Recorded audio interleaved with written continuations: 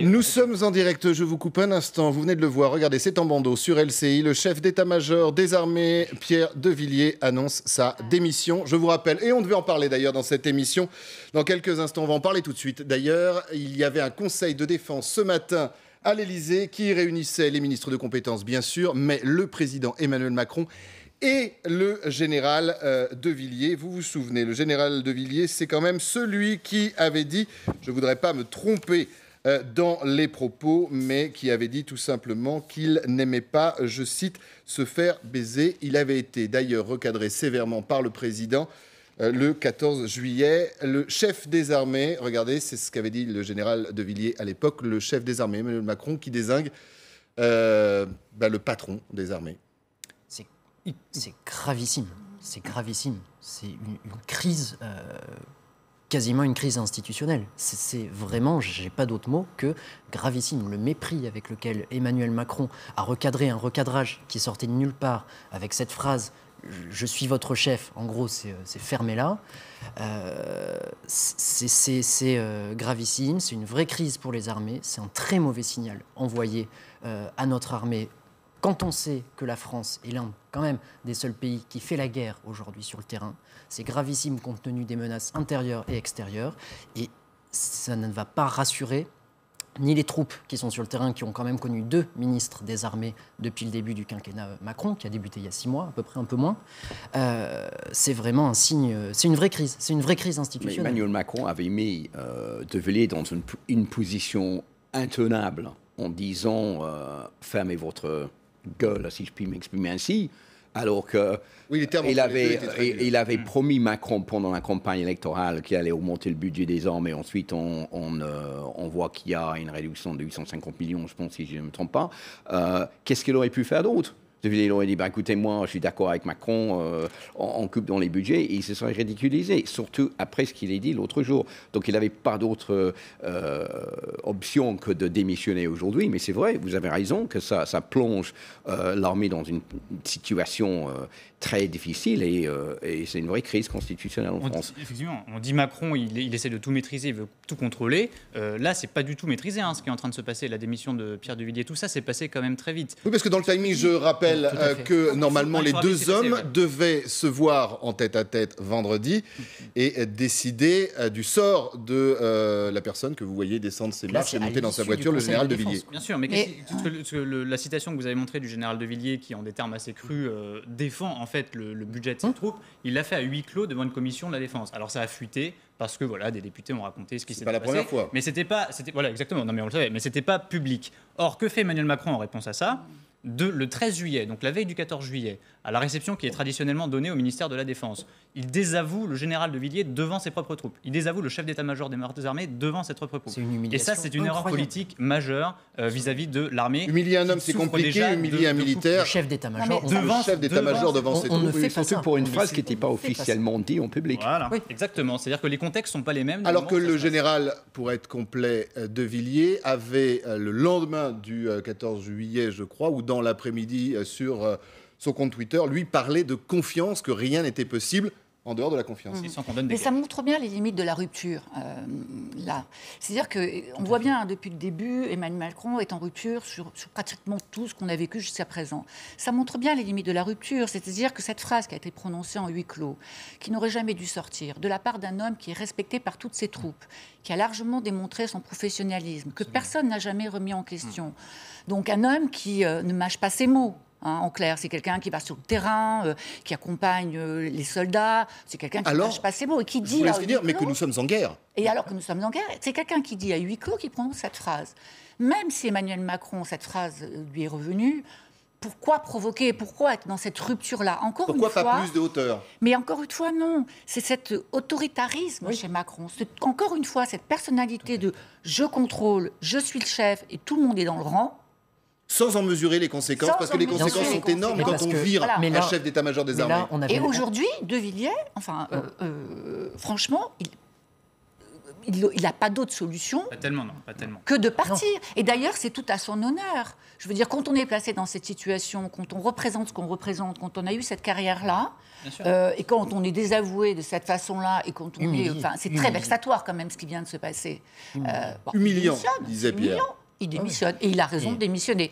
Alors après, quelles conséquences ? Conséquences notamment pour nos troupes, qui, à mon avis, dans les minutes à venir, si ce n'est pas déjà fait, troupes sur le terrain, engagées dans le conflit, notamment dans la lutte antiterroriste, vont apprendre qu'elles n'ont plus de patron. Non, mais mettez-vous à la place d'un militaire. Dans le programme d'Emmanuel Macron, il y avait l'augmentation du budget de la défense en portant le budget à 2% du PIB, je crois, en 2025, il me semble. Ce qui est un effort. Allez-y.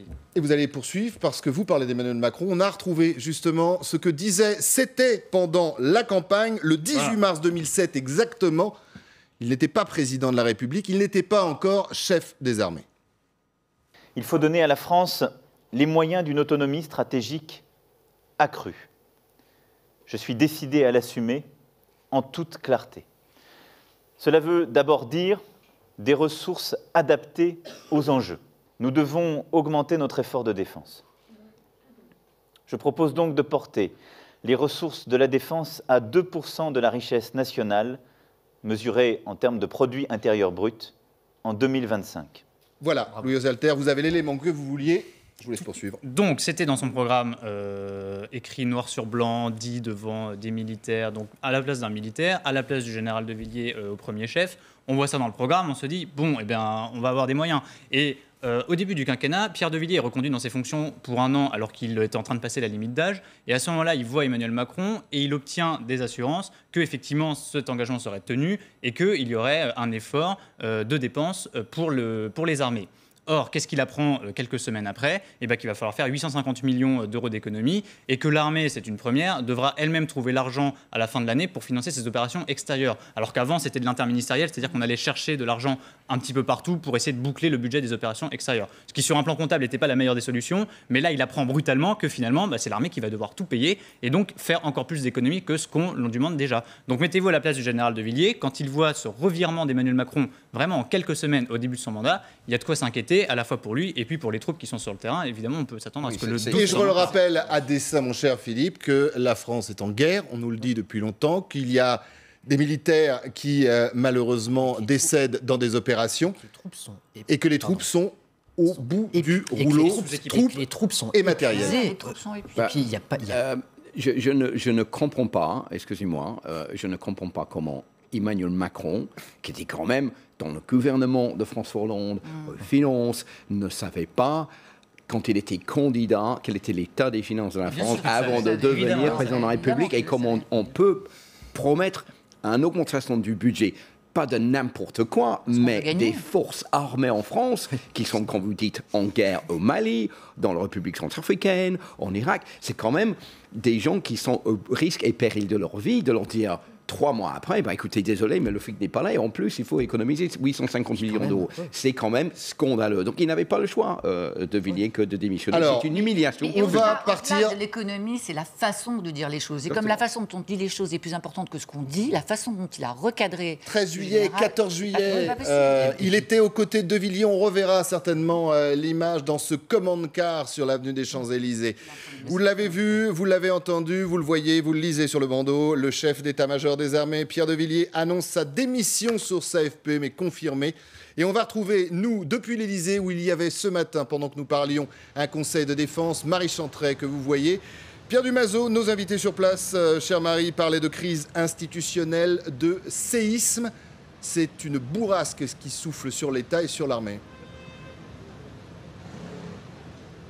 Et dans le communiqué publié par le chef d'état-major des armées, voilà ce que l'on peut lire. Le général de Villiers a présenté ce jour sa démission au président de la République, qu'il a accepté, une démission qui a été officialisée ce mercredi, juste avant ce conseil de défense qui se tient en ce moment même à l'Élysée, comme tous les mercredis. Un départ qui est une première sous la Ve République et qui clôt clairement une semaine de tension extrême entre le chef de l'État et l'institution militaire, après notamment ce recadrage en règle d'Emmanuel Macron la veille du 14 juillet. Il faut l'avoir en tête, le général Pierre de Villiers, 60 61 ans, qui était atteint par la limite d'âge, avait été prolongé d'1 année supplémentaire dans ses fonctions. Il apparaissait indispensable dans ses fonctions, mais après cette annonce d'une coupe budgétaire de 850 millions d'euros, la tension était montée avec ces propos qui avaient retenu l'attention, notamment devant les députés de la Commission des finances à l'Assemblée nationale, et ce,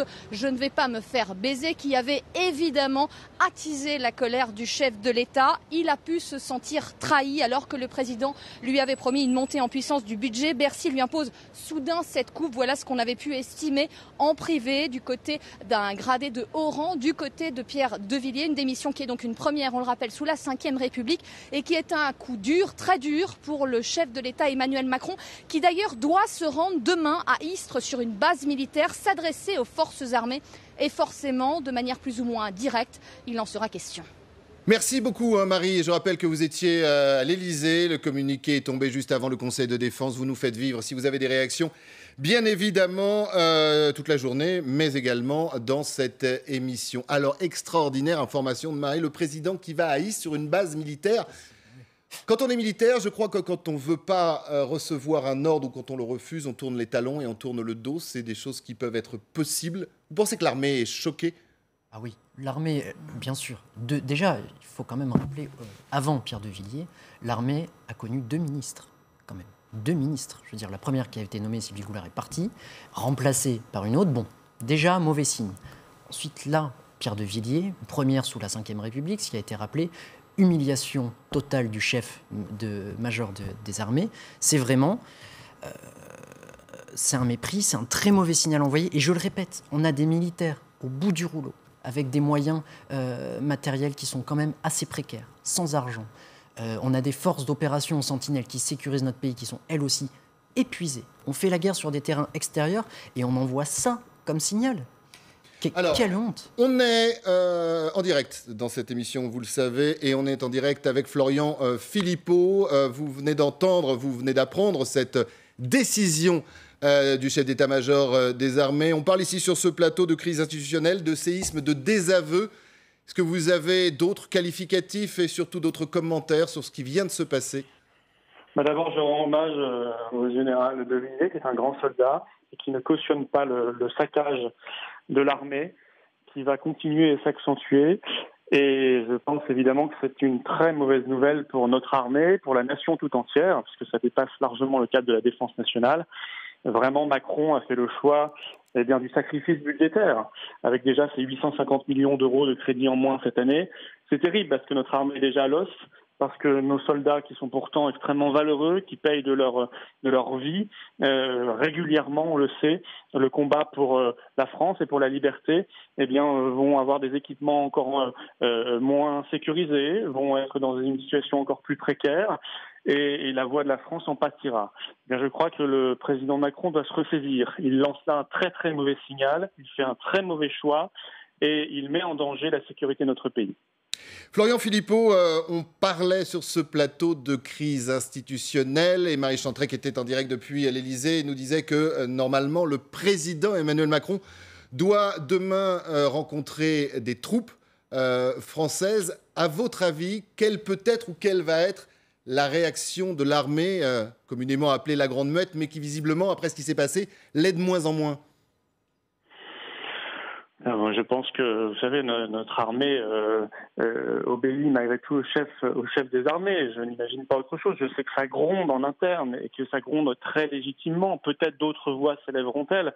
Et on doit, je pense, aujourd'hui le souhaiter parce que nous en sommes à un tel niveau de dégradation et de mise en danger de nos hommes et de notre pays. Au final, il faut quand même que des voix aussi courageuses que celle du général de Villiers s'élèvent. Maintenant, ça ne remettra pas en cause le lien qu'on connaît et l'obéissance de l'armée au chef de l'État. Mais on a le sentiment dans cette affaire-là depuis le début que celui qui s'est comporté en chef, c'est le général de Villiers. Et celui qui s'est comporté en petit chef, c'est le président de la République. Alors c'est quand même un peu gênant parce que c'est pas tout à fait ce qu'on attend de la part d'un chef de l'État qui s'agite, qui rappelle qu'il est le chef. Mais quand on a besoin de rappeler le chef, c'est qu'on ne l'est pas vraiment et c'est qu'on se comporte en petit chef.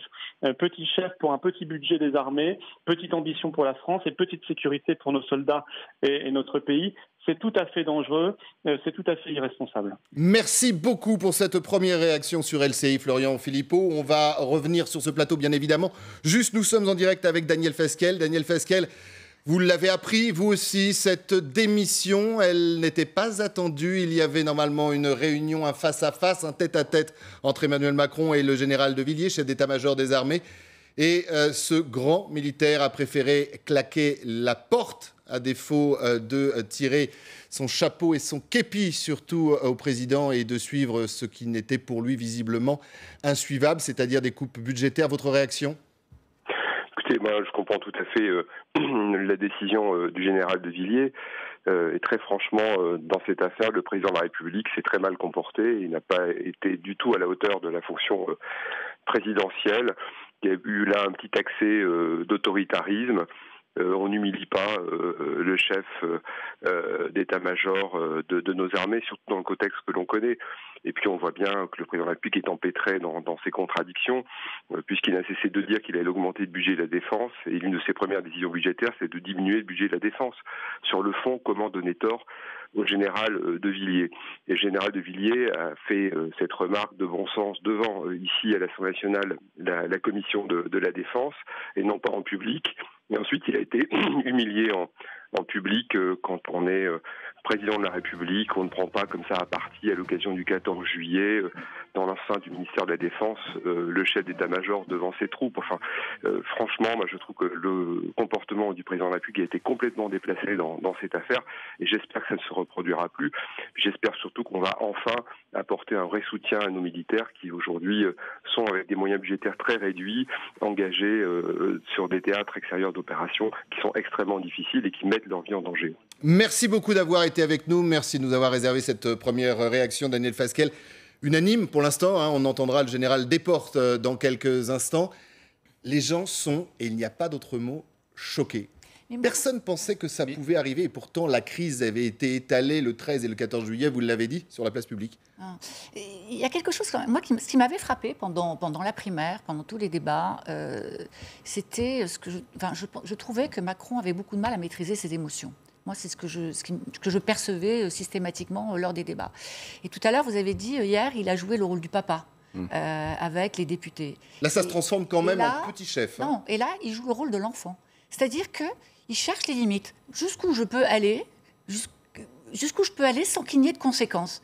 Finalement, je me comporte d'une façon... pour le moins... Enfant gâté pas enfant gâté, mais jusqu'où je peux pousser les limites. Moi, qui ai la toute-puissance aujourd'hui, je suis en situation de toute-puissance. Donc, ceux qui nous regardent, on parle quand même du chef d'état-major des armées pour un pays qui est engagé sur plusieurs fronts. Non, mais même face à un État, c'est un problème d'émotion. Même par rapport à un chef d'État des armées, jusqu'où je peux aller, jusqu'où je peux lui dire ce que je pense de cette façon-là assez violente, et je vais voir comment il va réagir. La réaction, c'est celle-là, c'est une démission. Donc, vous voyez... On a vraiment, je suis assez d'accord, on a vraiment l'impression qu'il a été piqué au vif, et que la réaction de l'enfant, c'est « Oh, c'est moi votre chef, donc maintenant, on m'obéit. » Ben, voilà, arriver... la réaction de l'enfant, c'est ce qui devait arriver. Je pousse les limites avec mes parents. Je vais au bout du bout pour voir jusqu'où, quelle est la limite. Sauf qu'il faut parler de ses parents tout à l'heure sur un autre propos qui paraissait, entre guillemets, moins grave. Enfin, là, on touche quand même à l'armée. Mais ça montre... Et à la France. Ça montre l'amateurisme d'Emmanuel Macron. Même s'il est président de la République, il n'a pas vraiment une carrière de politique. Il n'a pas une carrière de gestion de ce type de personne. Il a travaillé dans les banques, c'est pas pareil.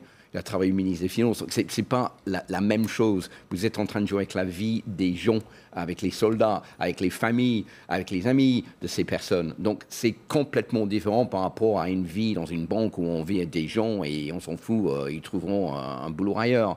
Donc, ça, c'est le premier point. Le deuxième point, on revient toujours à la même chose entre ce qu'on promet en campagne électorale et ce qu'on fait quand on est élu. Et le nombre de fois, ici même, on a parlé de il a promis cela pendant la campagne et finalement quand il est élu, j'ai pas de fric, je ne peux pas le faire. Je rappelle quand même... Là, on n'est pas sur quelque chose de léger. On est sur les forces armées, on est sur les soldats, on est sur la guerre.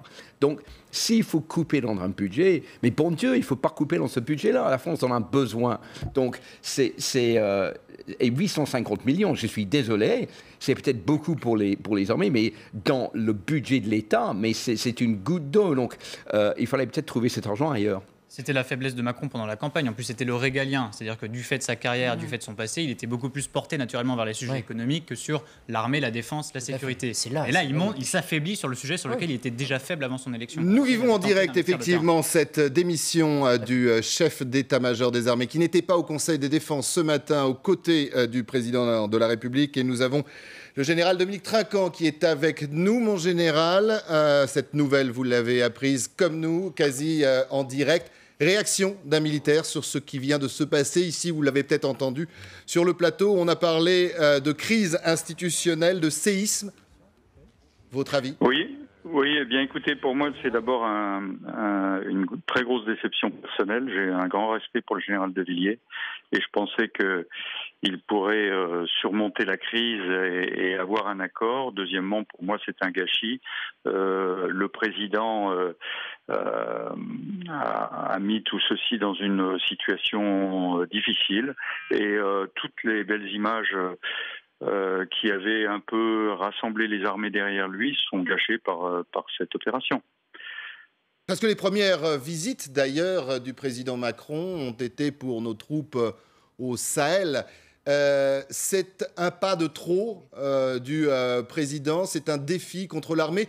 Vous qui avez été en exercice, qui avez commandé des troupes, comment, à votre avis, nos troupes sur le terrain, nos troupes encore une fois engagées dans des conflits, engagées dans la guerre, vont ou réagissent en ce moment ? Eh bien, je pense qu'ils sont tous derrière leur chef. La particularité des armées, c'est qu'il n'y a pas de syndicat. Le chef commande, mais protège les hommes. Et tout le monde le sait, et le général de Villiers avait pour ça une aura certaine dans les armées. C'est ce qu'il avait dit d'ailleurs. Comment ? C'est ce qu'il avait dit. Je ne veux pas, avec ces coupes budgétaires, perdre la face devant mes hommes.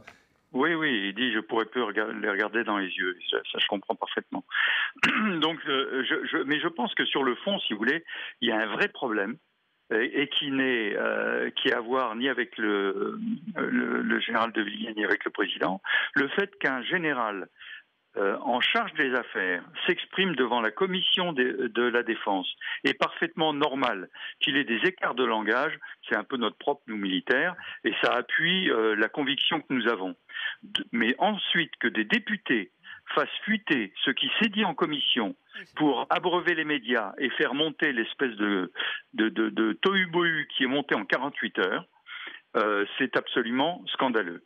Deuxième point, je pense que le budget a une grosse responsabilité dans cette affaire aussi.